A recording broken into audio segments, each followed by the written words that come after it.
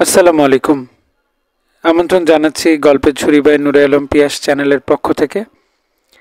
আপনাদের সাথে আছি আমি পিয়াস।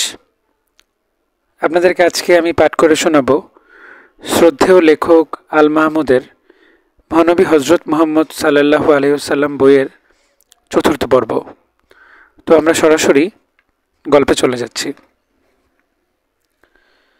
বদর যুদ্ধের বহু আগে থেকেই মদিনাবাসী ইহুদিদের সাথে রাসূলুল্লাহ সাল্লাল্লাহু আলাইহি ওয়াসাল্লামের একটি চুক্তি ছিল। চুক্তির শর্তে নবগঠিত মদিনা রাষ্ট্র বা ইসলামী প্রজাতন্ত্রে ইহুদিদের সম্মানিত নাগরিক হিসেবে স্বীকৃতি দেওয়া হতো। বলা হয় যে এই রাষ্ট্রের নাগরিক হিসেবে তারা মুসলমানদের সাথে সকল নাগরিক অধিকার ভোগ করবে, শত্রুর মোকাবিলায় মুসলমানদের পাশে দাঁড়াবে এবং কখনো বিশ্বাসঘাতকতা করে শত্রুর সহায়তা করবে না। কিন্তু বদর যুদ্ধের পর বোঝা গেল মদিনার ইহুদিরা প্রকৃতপক্ষে ইসলামী নিরাপত্তার ছায়ার নিচে কাল ছাপের মতো ইসলামী রাষ্ট্র ও মুহাম্মদ সাল্লাল্লাহু আলাইহি সাল্লামকে ছোবল হানার জন্য ঘাপটি মেরে আছে। তাদের বহু বিশ্বাসঘাতকতা ও দেশদ্রোহিতার প্রমাণ পেয়ে আল্লাহর নবী সাল্লাল্লাহু আলাইহি ওয়াসাল্লাম অত্যন্ত বিমর্ষ হলেন এবং ইসলামী আইনে দেশদ্রোহিতার কঠোর শাস্তির বিধান থাকা সত্ত্বেও তাদের প্রার্থনা অনুযায়ী তাদের প্রতি দয়া দেখাতে রাজি হলেন। ইহুদিরা যখন বলল যে ধন দৌলত নিয়ে আমাদের সিরিয়ার দিকে চলে যেতে দিন, দয়ালু নবী সাল্লাল্লাহু আলাইহি ওয়াসাল্লাম এদের কাতর অনুনয়ে গলে গেলেন। ধন সম্পদ, টাকা কড়ি ও সোনাদানা নিয়ে বনি কাইনুকা গোষ্ঠীর ইহুদিরা সিরিয়ার দিকে চলে গেল। ঘরের শত্রু বনি কাইনুকা চলে গেলেও আস্তিনের মধ্যে সাপের মতো আরও কিছু ইহুদি তখনও মদিনায় থাকল। তারা হলো বনি নজির ও কোরাইজা গোত্রের ইহুদিরা। কিন্তু যেহেতু তারা মুহাম্মদ সাল্লাল্লাহু আলাইহি ওয়াসাল্লামের স্বাক্ষরিত চুক্তির প্রকাশ্য বরখেলাপ তখনও করেনি, সে কারণে ইসলামী নিরাপত্তার ছত্রছায়ায় তারা বাস করতে লাগল। কেউ তাদের কিছু বলা দূরে থাক, সামান্য সন্দেহ করল না। যদিও তারা পরবর্তীকালে শত্রুদের সাথে হাত মেলানোর অপরাধে শাস্তি পেয়েছিল, মক্কার পরাজিত কুরাইশরা আবার যুদ্ধের আগুন জ্বালাবার জন্য পাগলের মতো হয়ে গেল। এই পরাজয় যেন মক্কার কাফেরদের পাঁজর গুড়িয়ে দিয়েছে। কুরাইশ নেতা আবু লাহাব তো পরাজয়ের খবর পেয়ে শোকে ও অপমানে কাতর হয়ে বিছানা নিল এবং অসুস্থ হয়ে একটা সময়ের পরে মারা গেল। একবারে অত্যাচারীকে পবিত্র কোরআনে আবু লাহাবের হাত দুটি নিপাত যাক বলে অভিসম্পাত করা হয়।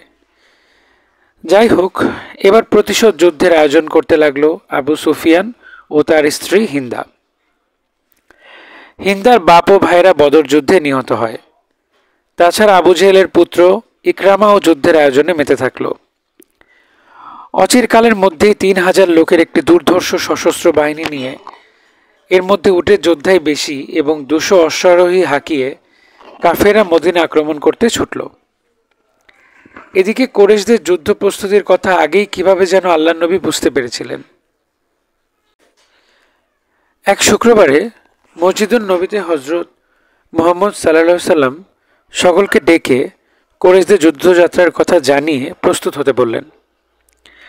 সকলে অল্পক্ষণের মধ্যেই যুদ্ধের সাজে সেজে মুহাম্মদ সাল্লাল্লাহু আলাইহি ওয়াসাল্লামের আদেশের অপেক্ষায় সামনে এসে দাঁড়ালেন।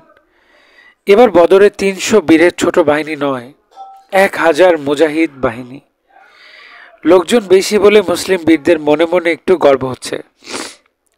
শুধু রাসূলুল্লাহ সাল্লাল্লাহু আলাইহি ওয়াসাল্লামই গম্ভীর। তিনি লোহার বর্ম, ঢাল, তরবারি ও যুদ্ধের শিরনাস্ত্র পরে যখন বাইরে এলেন, তখন সকলে মুগ্ধ হয়ে গেল। এই তো আমাদের সেনাপতি, আল্লাহু আকবার। মদিনার কাছেই উহুদ নামের একটি পাহাড়ের নিচে সমতল ভূমিতে মুসলিম বাহিনী মক্কার কুরাইশদের সামনাসামনি হলো। সেনাপতি মুহাম্মদ সাল্লাল্লাহু আলাইহি ওয়াসাল্লাম মুসলিম তীরন্দাজদের জরুরি নির্দেশ দিয়ে পাহাড়ের বিভিন্ন ফাঁক ফোকরে অবস্থান নিতে বললেন, যুদ্ধের অবস্থা যাই হোক, তারা যেন তাদের অবস্থান থেকে না নড়ে। এমনকি কুরাইশরা যদি পরাজিত হয়ে পালাতেও থাকে, তবুও যেন তীরন্দাজগণ তাদের স্থান ত্যাগ না করে, এই পরামর্শ দেওয়া হলো। কুরাইশরা প্রথম আক্রমণের সূচনা করল। প্রথম আক্রমণ ঠেকাবার জন্য আলী ও হামজা কুরাইশদের উপর ঝাঁপিয়ে পড়লেন। হযরত আলীর তরবারির আঘাতে কুরাইশ বীর তালহা নিহত হলে তার ভাই এগিয়ে এলো। সেও হামজার হাতে কুপকাত হলে কুরাইশরা সদল বলে মুসলিম বাহিনীর ওপর ঝাঁপিয়ে পড়ল। তরবারি ও বর্ষার বিদ্যুৎ চমকের মধ্যে শুরু হলো প্রচণ্ড লড়াই।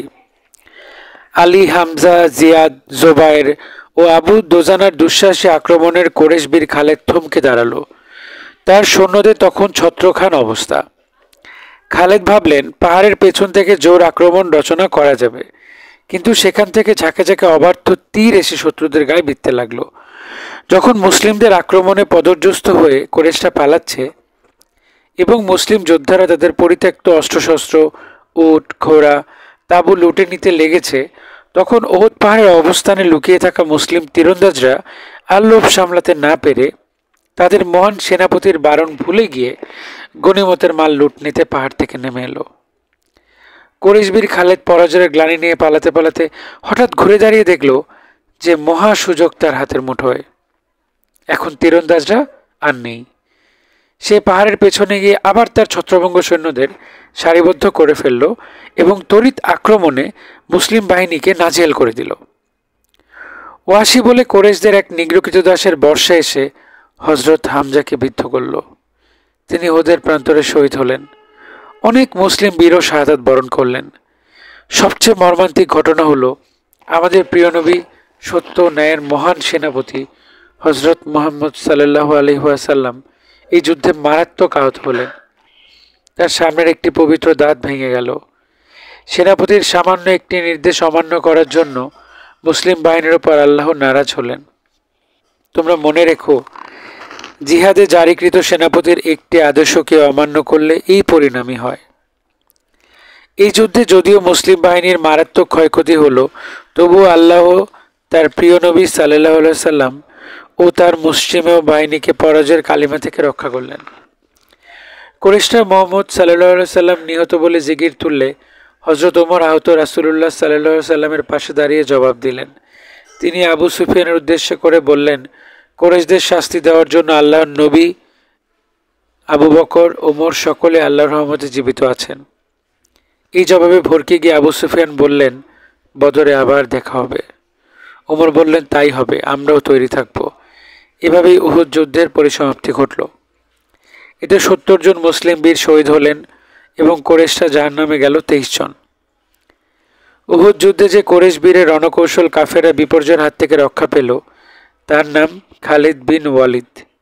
মনে রেখো, এই খালিদই পরে ইসলাম গ্রহণ করে অক্ষয় সামরিক খ্যাতি লাভ করেন। রাসূলুল্লাহ সাল্লাল্লাহু আলাইহি ওয়াসাল্লাম তাকে সাইফুল্লাহ অর্থাৎ আল্লাহর ওসি উপাধিতে ভূষিত করেন। সে অনেক পরের কথা।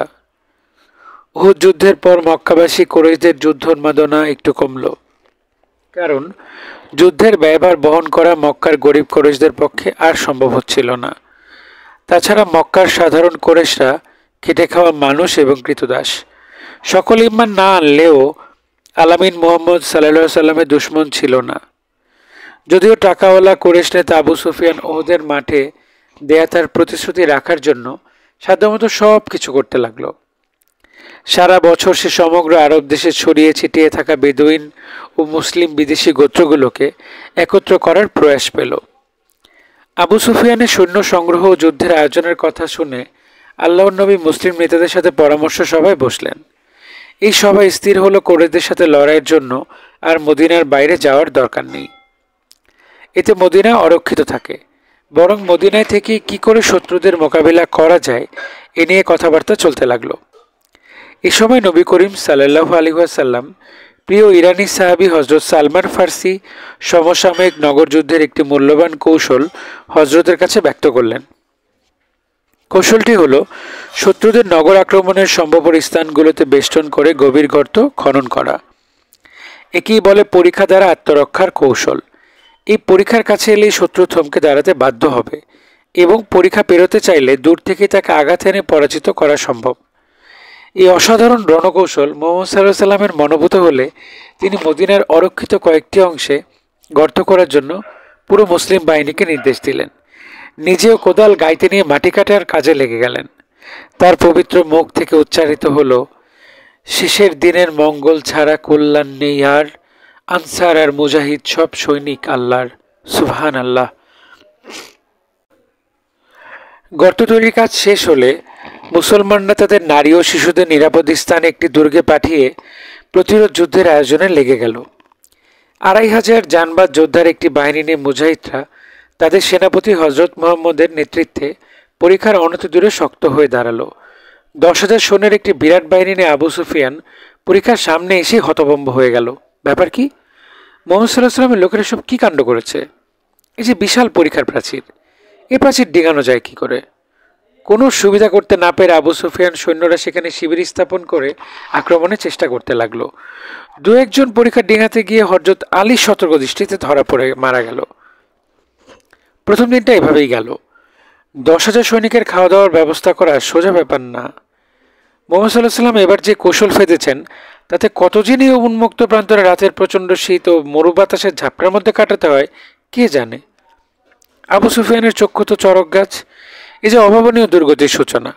শেষ পর্যন্ত মরিয়া হয়ে দ্বিতীয় দিনের যুদ্ধে কুরাইশরা পরীক্ষা পৌঁছানোর চেষ্টা করল, কিন্তু কোনো ফল হলো না। মুসলমানরা পরীক্ষা রক্ষার জন্য প্রাচীরের মতো করে সজাগ। কুরাইশ বীর ইকরামা কখনো একা বা কখনো দল বেঁধে পরীক্ষা অতিক্রমণের জন্য চেষ্টা করলেন, কেউ পারল না কিছু করতে। ওদিকে মুসলিমদের আল্লাহু আকবার ধ্বনিতে কাফেরদের কানে তালা লেগে যাওয়ার উপক্রম। সন্ধ্যা নামার সাথে সাথে কাফেরদের আক্রমণ বন্ধ হয়ে গেল। তারা যেই তাদের শিবিরে বিশ্রামের জন্য ঢুকলো, অমনি আল্লাহ এক মহা মরুঝড় তুফানের সৃষ্টি করলেন। বৃষ্টি আর বাতাসের মাতামাতিতে কাফেরদের তাঁবু, শিবির, সমস্ত খুঁটি, যুদ্ধ সরঞ্জাম লণ্ডভণ্ড হয়ে কোথায় যে উড়ে গেল তার কোনো হদিশই পাওয়া গেল না। রান্নার ডেক ডেকচি উল্টে পড়ে বালিতে মাখামাখি, কান্না, হাহাকার ও চিৎকার করতে করতে ১০,০০০ বাহিনীর সকলের পাগলের মতো পালাতে লাগলো। সকালে দেখা গেল কুরাইশদের লণ্ডভণ্ড কিছু জিনিসপত্র ছাড়া আর কিচ্ছু নাই, কেউ নাই। এই পরাজয়ে কুরাইশদের মনোবল এক্কেবারে ভেঙে গেল। এরপর মক্কা থেকে ক্রমাগত আক্রমণের ভয়ে মদিনাবাসীদের কেটে গেল। যদিও মুনাফিক ও ইহুদিরা কুরাইশদের উত্তেজিত করার কাজে সবসময় লেগেছিল, ফলে পরীক্ষা ও খন্দকের যুদ্ধের পর মদিনার ইহুদিদের চুক্তিভঙ্গের কঠোর শাস্তি পেতে হয়েছিল। সুপ্রিয় শ্রোতা মণ্ডলী, আজ এ পর্যন্তই। আপনাদেরকে পঞ্চম পর্ব শোনার জন্য আমন্ত্রণ রইল। ততক্ষণ পর্যন্ত সকলে ভালো থাকবেন, সুন্দর থাকবেন। আল্লাহ হাফেজ।